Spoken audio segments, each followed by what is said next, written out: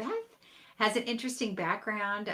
She's got some education background, some consulting background, but she's also an author of a book called Promises Broken. Beth, welcome to Dominate Your Day. We're so glad to have you here Thank today. you. Yeah, Thank you. I'm happy to be here. I love going deep inside and figuring out the story behind the story. Mhm. So, Promises Broken.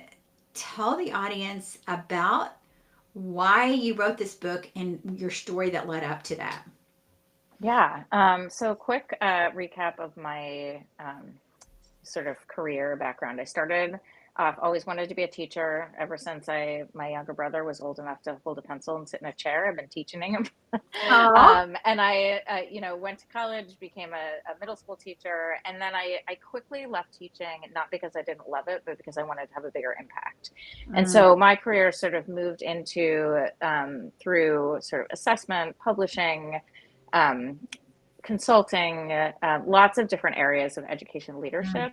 I spent most of my career in an organization that was founded by the lead writers of the Common Core state standards. And so we worked nationally on math and literacy standards.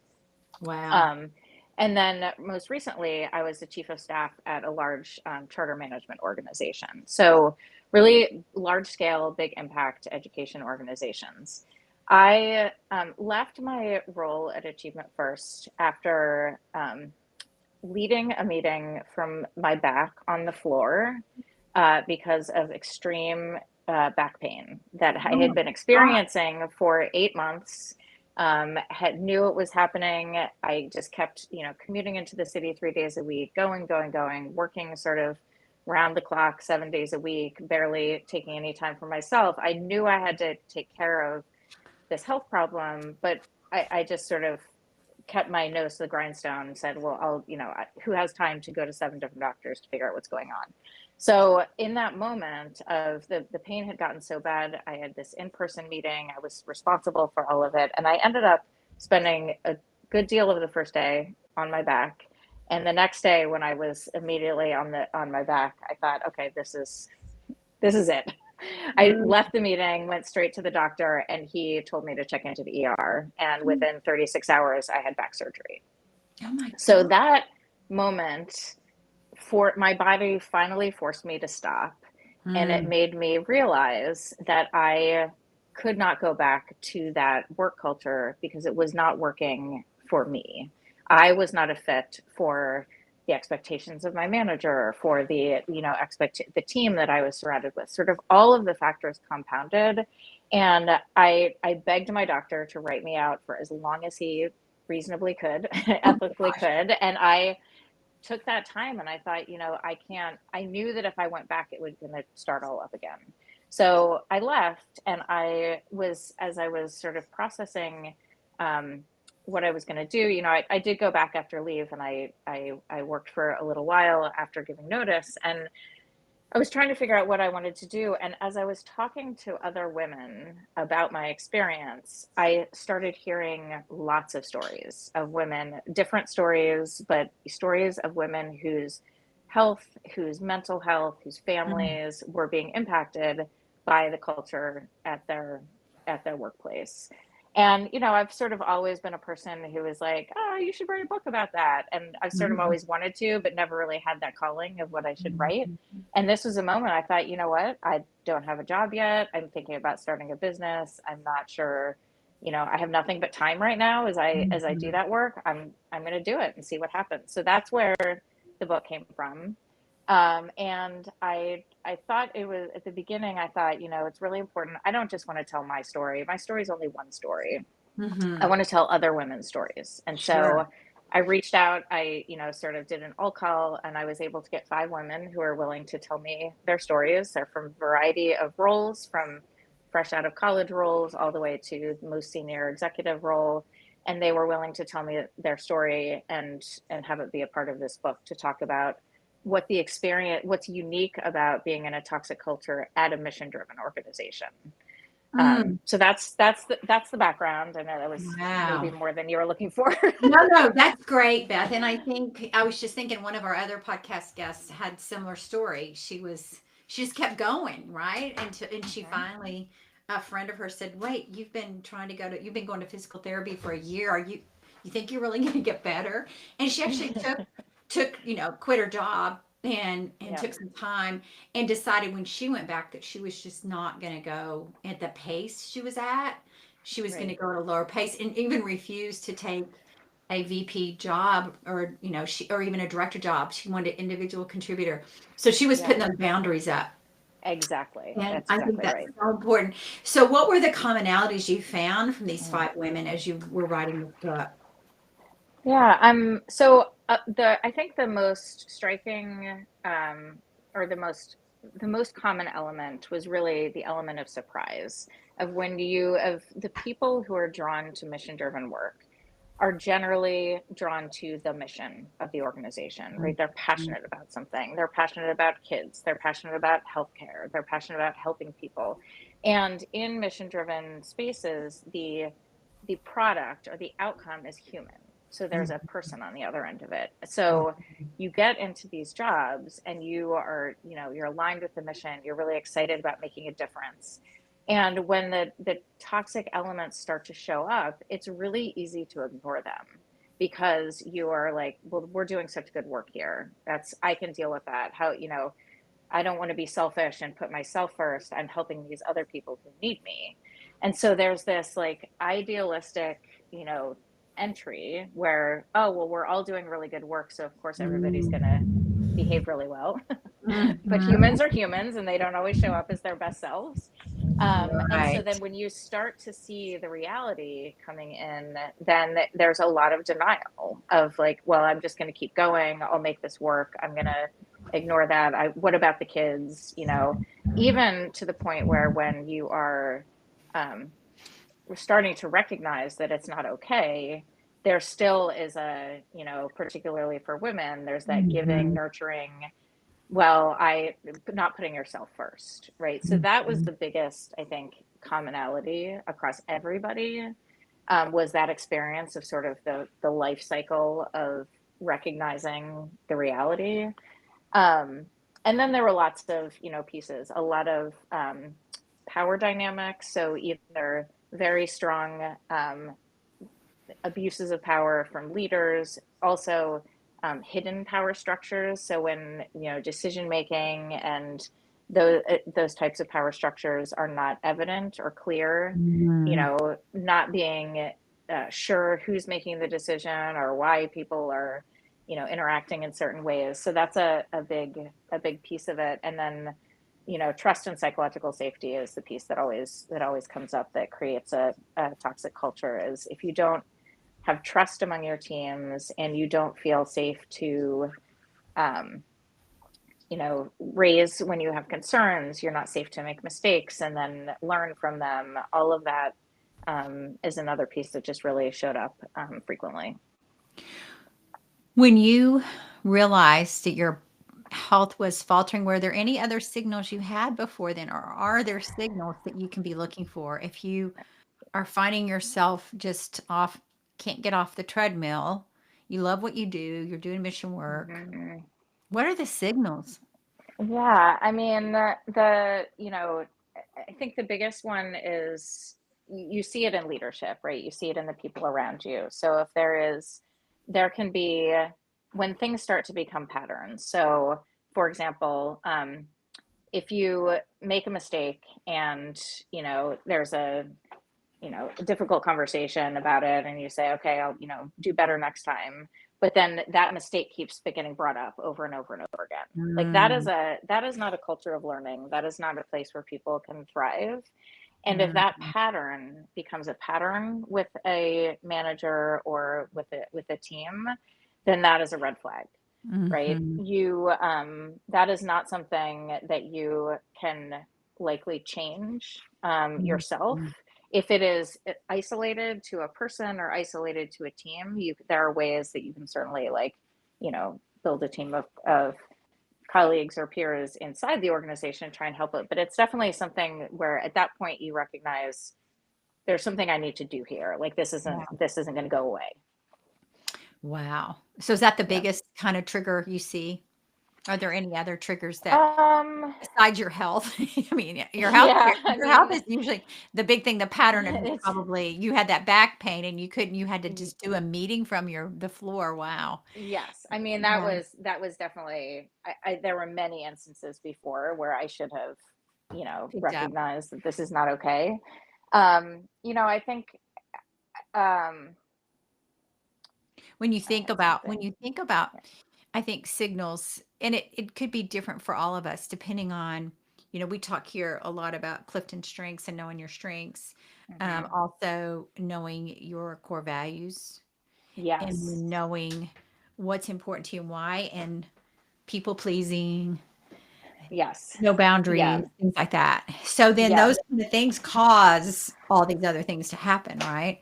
Right. And I think it's not just health. I think when what's happening at work starts to impact other areas of your life, that's a big Mhm. flag. So relationships, your like what let's here's an example, what you do on the weekends. I got to a place where I think when things were really bad, where when I'd come back to work and people would say, "What did you do this weekend?" I would say, "I don't know, I slept." Like I watched TV all day. When you Mhm. have no energy to do other things that Mhm. you love on the weekends, then Mm. that's a sign that there's something out of balance. Mm. And I'm glad you Mm. mentioned values, because that's a piece that I often talk about with women I work with, is you have to like pause and know what your core values are, really take a step back Mhm. outside of work and say, what do I really value?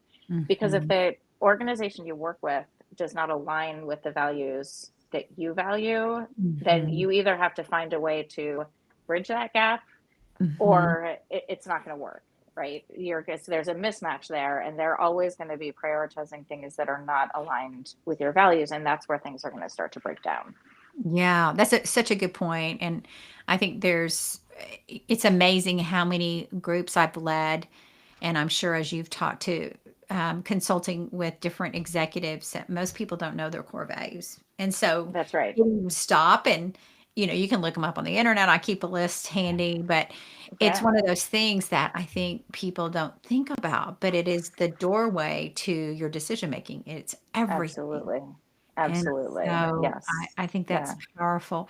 So tell Yeah. me about some of the stories you heard and some of the Mhm. transformation you've heard since you've gone through this yourself, and now you're helping women in the workplace understand if they're in a toxic culture and then how to transform themselves. What are some things that are coming to mind for you as you think about these stories of transformation?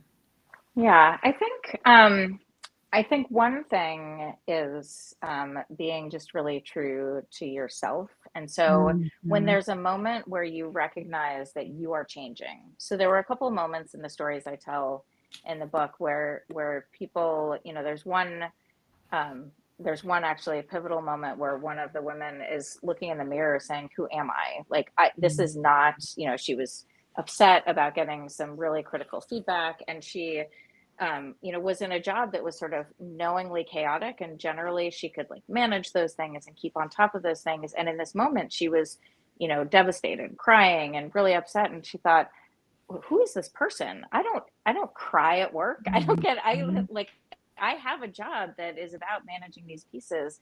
What is it about this situation that is changing me and the way I'm responding to inputs? Mhm.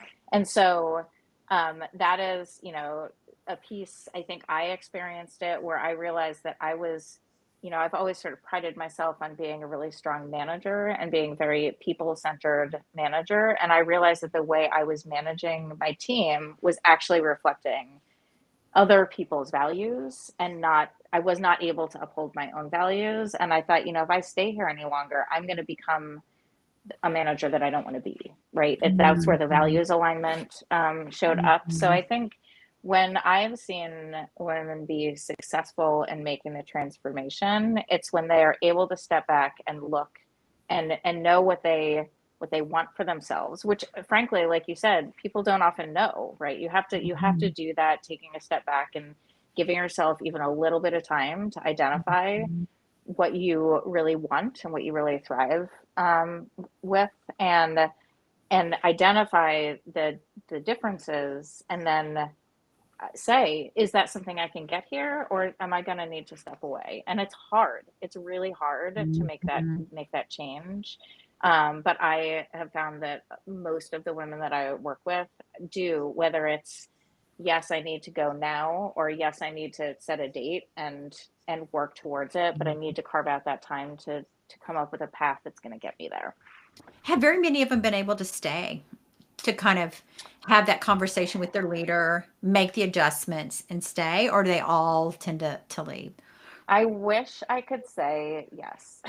Mm, Most of the women that I have worked with have ended up leaving.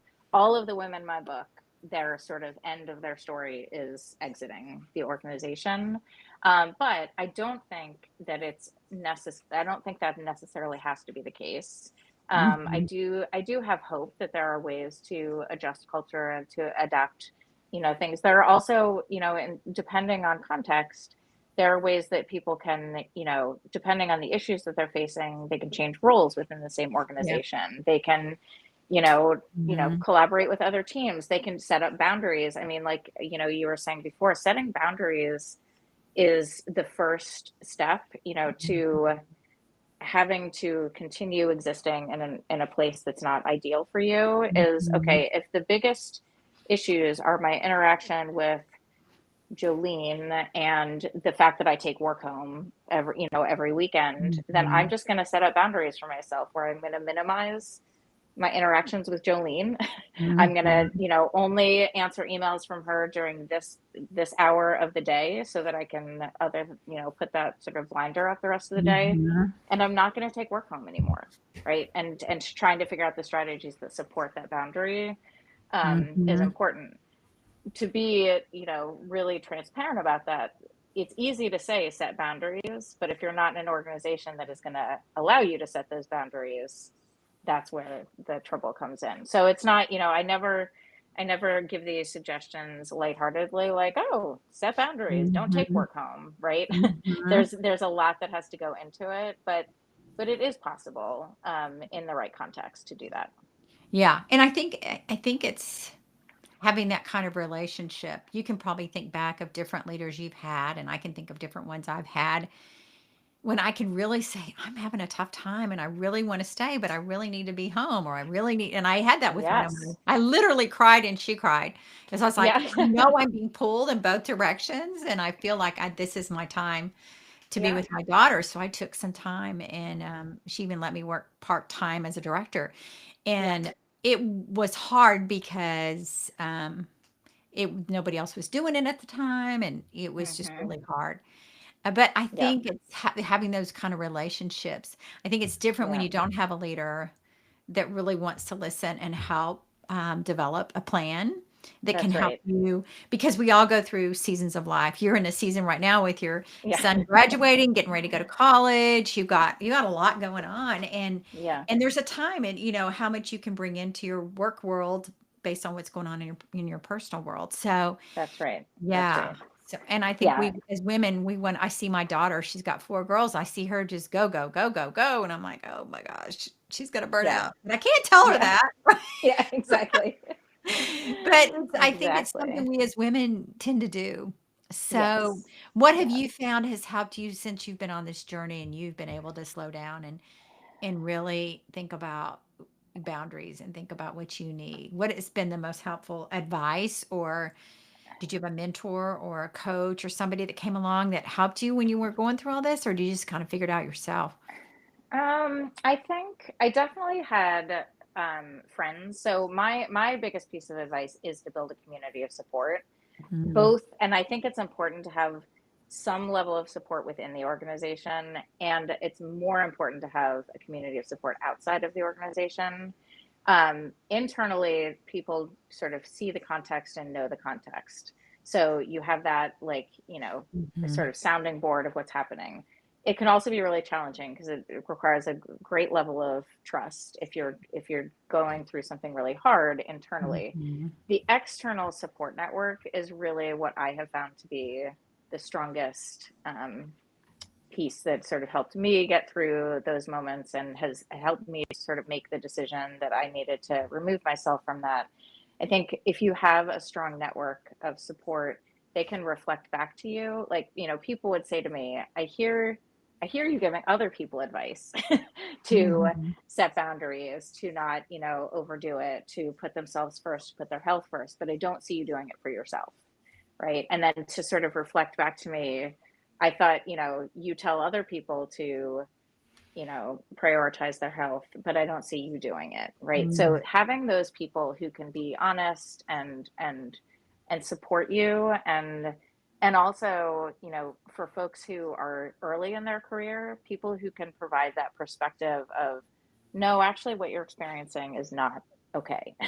Right. I think Mhm. one of the women in the book, it was a fresh out of graduate school and her job, and she thought that was just what work was, right? Was Mm. like this sort of negativity and crossing lines into like personal, comments and whatnot, and didn't really understand, because she didn't have the breadth of experience in other organizations, that actually that's not how work has to be. So that's another value of have building a network outside of I love that. I think that is such a organization. powerful idea. And I always call it your own like virtual board of directors just around you that you Exactly. can call on.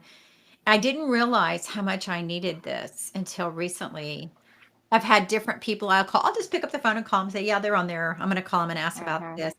And I have one that has been going through cancer and I haven't been able to get with her because she's had, a transplant and she's been really sick. And I thought, oh my gosh, I didn't realize how much I really lean on Yeah. her for advice. And Yeah. and Absolutely. it's been she's doing great now, but it was like, wow, so that's why it's so important to have that group of people. Yeah. And I think trying to not only just ask one person, but get advice from two or three, right? Do you do that? Yes, yes, absolutely, absolutely. Different perspectives are important, and in the same way, I think sort of blocking off the voices that are weighing you down. So there are Mhm. also like some very well-intentioned people who could be holding you back from making the Mhm. moves that are needed, right? Like, I, Mhm. can imagine, you trying to make a really bold move of leaving a job that's not good for you. I actually have a Mhm. client right now who's trying to do that, and her very loving sister and friend are saying, "Oh, but there's so many good things about your job. Are you sure you want to go?" Right? So Mhm. there's an there's a need to sort of put aside the advice that is not helpful, while taking it into, like, yes, I hear what you're saying, I hear, yes, those are good aspects of my job, but you're also not living my experience every day, and these things are also happening, and I deserve better than that, right? So Mhm. knowing which voices to welcome as sounding boards and support, and which voices to sort of separate, not cut off, but Mhm. separate Sure. from Protect that topic yourself. of conversation. Yeah, exactly. Yeah. Yeah, I think we get in situations where we wanna fix people or other people wanna fix us, and we're like, Right, right. "No, I'm good. I'll Yeah, get my yeah. advice when I need it." So tell me about why you came up with this title, Promises Broken. Where'd that come from? Yeah. So I'll just say, you have you written a book? You've written a book. I'm writing one Yes. right now. You're Yes, writing I'm one. almost finished, I yeah. found I found choosing the title to be the hardest part of writing a book, Yeah. because it's such a commitment, right? It's like it feels Mhm. like even more than naming your kid. Yeah. It's a lot. So it was hard, but I Promises Broken really represents this idea of, when you work in mission driven work, you are entering with feel full of promise. Like, I am Mhm. here, I'm going to change the world of education for K-12 students across the country in mathematics, or whatever the thing is that you're working on. And you're welcomed in often with a promise that everyone here is in it for that reason, right? And are going to do everything they can to fulfill Mhm. those promises. And it's a very hopeful feeling. And then little by little, it feels like those promises are broken when, decisions are made that aren't in alignment with the mission, or people don't treat each other well, or they, Mhm. depending on the they make decisions based on finances that, aren't in the best interest of the kids, or that favor the adults over the students, or favor the doctors over the Mhm. patients or whatnot. So it just felt like a good analogy of, you know, the hopefulness that you enter this type of work with, and then the sort of brokenness that you feel when you're Mhm. immersed in that toxic culture. I did also really struggle with the negativity of the title, of Mhm. that being the header of Promises Broken. So the subtitle is really important to me, that it's about Mhm. reclaiming your health and humanity when mission driven work lets you down. So Mhm. the idea that the experience can be a letdown, but you can reclaim your health and humanity, and you can still do mission driven work. You have to enter it with a sense of reality and intention and boundaries, and understanding of what's possible. And we're in a phase of our society with five different generations at work, and the fact that I think people want to be a part of something more that makes a difference, Mhm. mission Mhm. driven. Um, and so being able, I think one of the key things you just mentioned there, that when you're interviewing, is telling them what are your what are your boundaries, what are you Yeah. looking for in a mission driven. Some of us, right, we go out there and we start interviewing and we're like, oh, I don't, so I think being Mhm. able to be really clear on what you want, it Yeah. sounds like, is what you're saying. Yeah, absolutely. And also, I think the good news is that people are talking more about toxic culture, than I have seen Mhm. them talk about it before. And there are lots of folks providing resources out there about how to suss out in an interview, like, Mhm. the red flags of culture. One of the main ways is when you ask a question about culture, if the answer is very like, oh yeah, it's great, we're all like a family here, but there are no concrete examples Mhm. of that, right? So I think really digging into, can you tell me about a time when someone needed flexibility for something that was going on at home? How was that Mhm. received? How did that work? How were the Mhm. commitments made? How are the deliverables handled? Whatever it might be. So trying to get away from those like warm and fuzzy, everything's happy here, Mhm. to really like, give me some examples. I hope Yeah, that it is, but give me some examples of what you mean by that. Right. because we're all perfectly human, and there's nothing Absolutely. that is going to be, That's oh, this exactly right. there's always something that needs Yeah. to be worked on, but it's having that, like you said, that trust and that Yep. culture of trust and that psychological safety. So, Yep. do you mainly focus now on education, since that's kind of your expertise? Is that kind of people in I the in definitely I know the education, like the nonprofit education industry best, and so that is sort of my my focus when I mostly work with women in that area, because I know the charter school world, I know the public school world, I know about education nonprofits and sort of how they're structured. But I think these ideas and the ideas that I share with women really apply in most nonprofit organization? spaces, right? Like community development, I think is very similar. Some healthcare systems are. I think where I'm unsure is like when organizations get very, very large and Mhm. highly structured, many, Mhm. many levels of hierarchy and whatnot. I'm not sure I exactly know the nuances of what is happening behind the scenes there, but other than that, I think that your small to mid-size nonprofit is that there are lots of similarities across. Well, it's interesting. I looked at your background, your education. You went to Harvard and got your master's in I did, education. I did. So, Yep. and then here you are thinking, so, that was what, 5 years ago or something almost? Yep. Yeah. Yeah. So when you did that, and then you probably had no idea you'd be doing this right now, right? When you did that?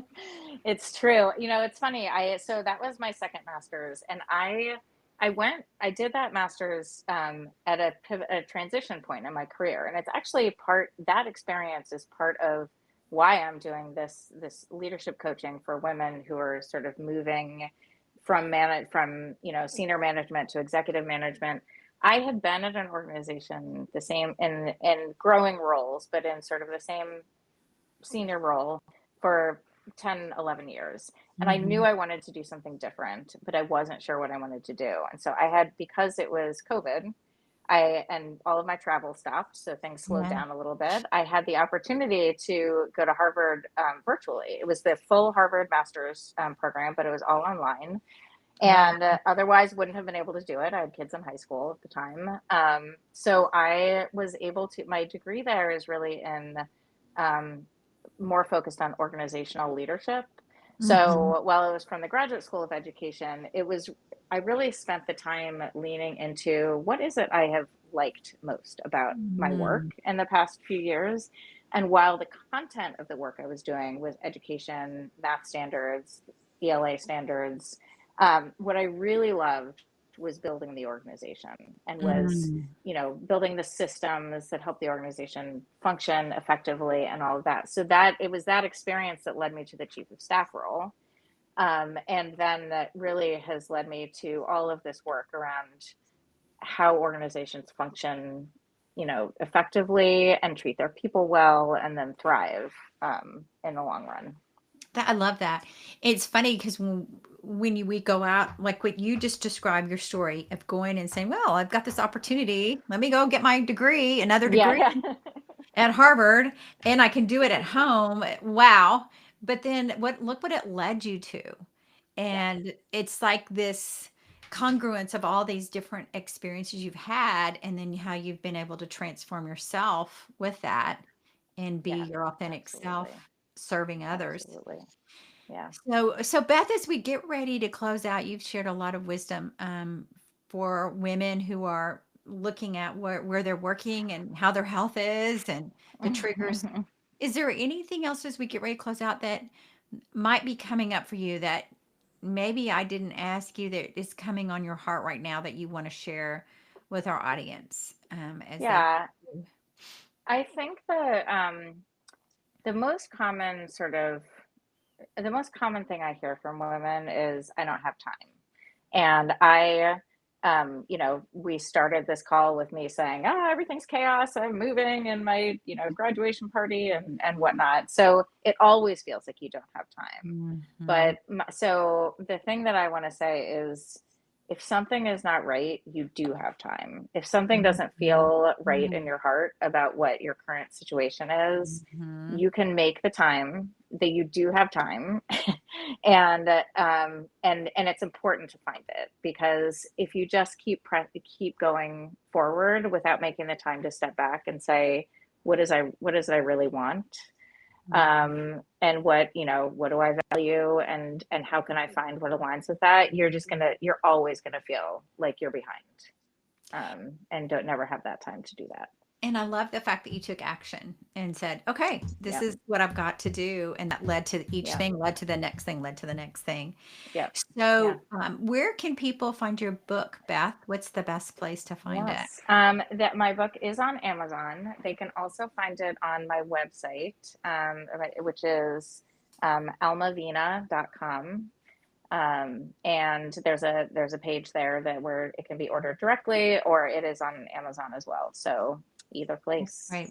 That's great. We'll put that in the show notes. We Awesome. so appreciate you taking time today to be with us in the midst of a move Absolutely. and a graduation party and a coming back from being with your son at a orientation. So Yep. mom, but you're designing your day instead of living by Yep. default. So That's right. that's the difference, right? And you get That's to right. feel that. Exactly. So, well, That's thank you right. for sharing your story today, and thank you for being with us. Absolutely. And we look forward to hearing more of your story as it unfolds and as you Great. begin to continue to help other women. So, thank you for being here today. Great. Thanks so All much right. for having me. Mhm.